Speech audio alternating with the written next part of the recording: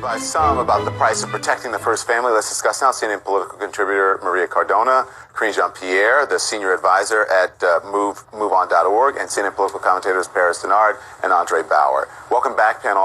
Maria, you just heard Tom Foreman lay it out. Between the First Lady living in New York to weekends in Mar-a-Lago, the cost of protecting the first family could be epic, but that has always been the responsibility of the Secret Service. So is there anything different now?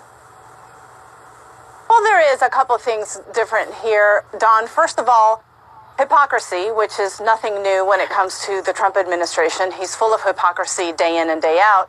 He not only lambasted President Obama every time he would go on a trip, saying that it's taxpayer money, how shameful it is, that he doesn't spend enough time at the White House, that he's golfing every weekend.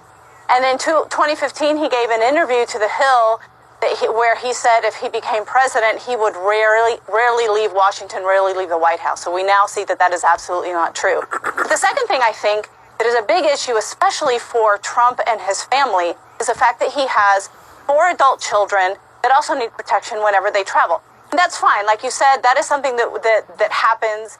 It is what it is. We have to protect the first family, all of it, including the adult children. But when the adult children are out on business trips, making deals, closing deals, and making themselves rich while taxpayers are paying for it, that is a completely different thing. Let me bring the other panelists in here because we have short time. Andre, the Washington Post reports that the Secret Service hotel bill for Eric Trump's trip to South America last month was nearly $100,000. Both the President Trump's grown children heading to a golf course opening in Dubai this weekend. Any concern you think the Trump family's personal business and lifestyle costing taxpayers a lot of dough?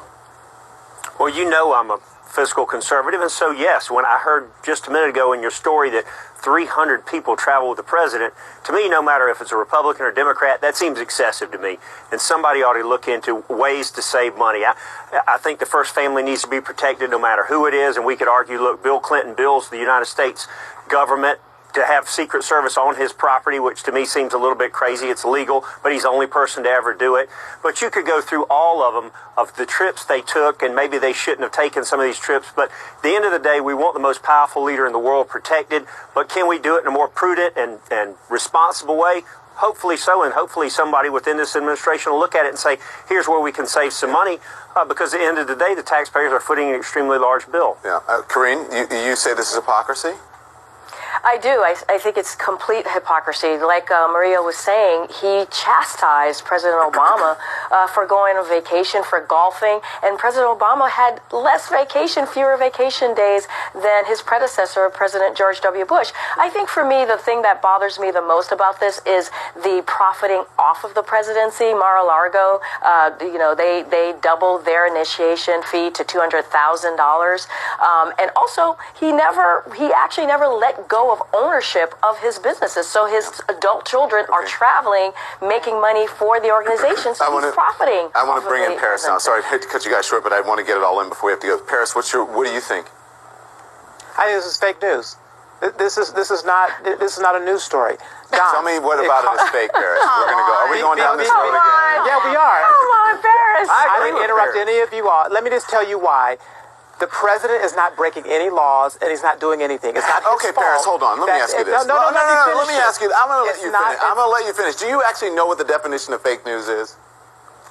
What we're doing right now? No, okay. Well, then you are part of the fake news because you are on the network and you're part of the... Fake news is when you... Hang on, let me explain to people out there watching and you what fake news is. Fake news is when you put out a story to intentionally deceive someone and you know that it is wrong.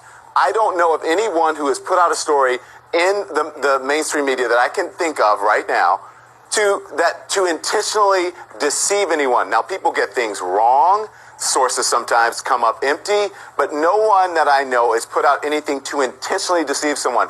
This story that we're doing right now is not to intentionally deceive anyone. We are simply talking about the cost to to keep a president safe. The Secret Service costs, and what are the pros and the cons? And if there, and as Andre said, and if there are ways that we can maybe able to work on that to make it fiscally better for the American people.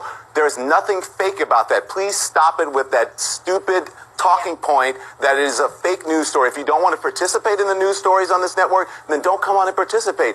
But don't call them fake because you don't agree with them. Go on. Don, this is a fake news story, in my opinion, because the underlying Paris, assumption thank you very much, is everyone. that... Thanks, everyone. Thanks for watching. Have a great weekend. Good night, all. Thanks, Don. Thanks, Don.